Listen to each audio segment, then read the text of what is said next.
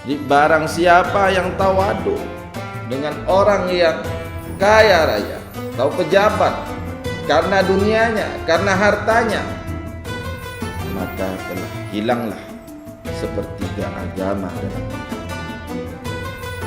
Kita boleh dalam Islam bergaul, tapi bukan karena hartanya, bukan karena kita melihat pangkatnya. Assalamualaikum warahmatullahi wabarakatuh.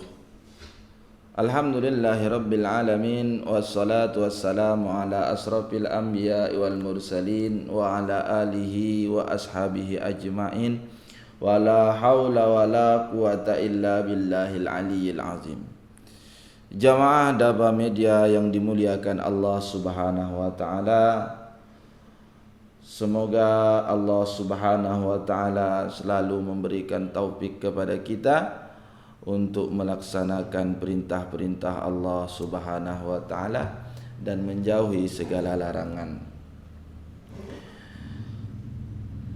Rasulullah sallallahu alaihi wasallam bersabda, "Man asbaha wa huwa yasqu diqal ma'asi, faka'annama yasqu rabbahu."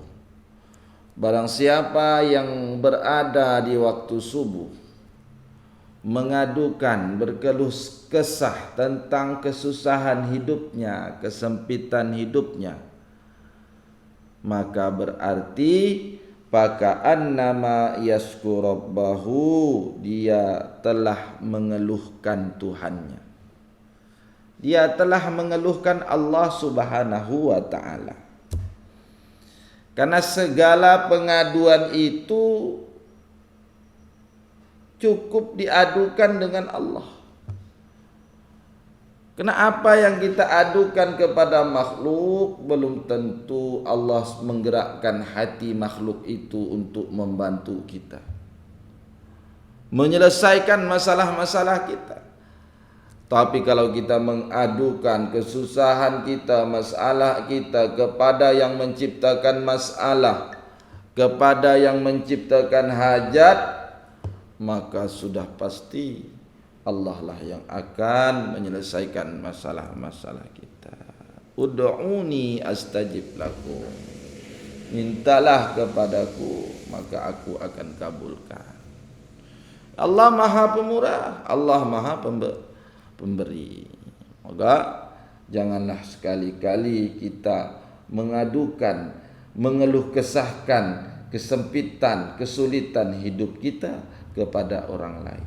Keluh kesahkanlah kesempitan kehidupan kita kepada Allah Subhanahu wa taala. Yang kedua, wa man asbaha li umurid dunya hazinan faqad asbaha sakhitan 'ala Allah.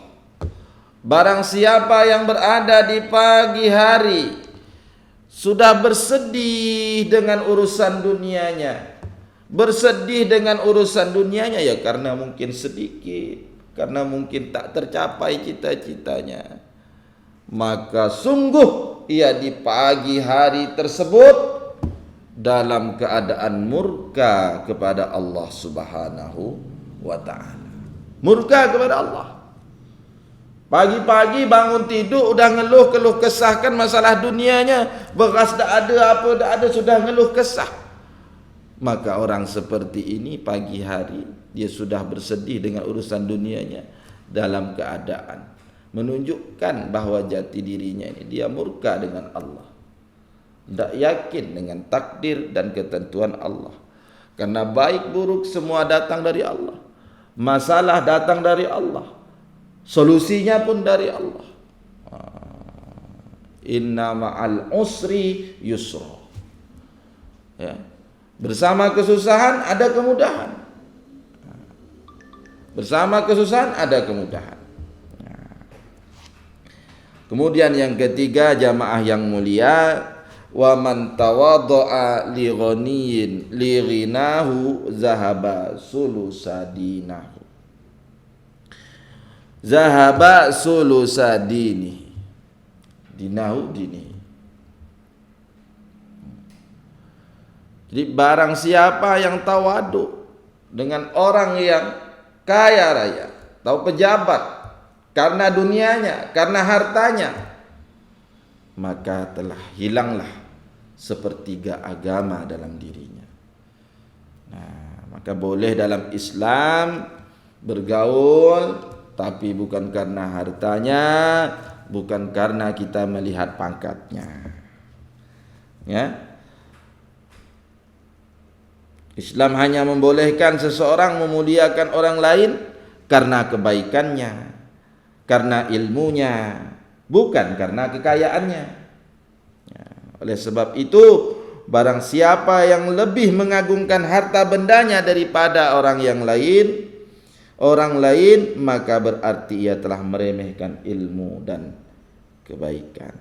Syekh Abdul Qadir Al-Jailani qadasa sirrahu pernah mengatakan,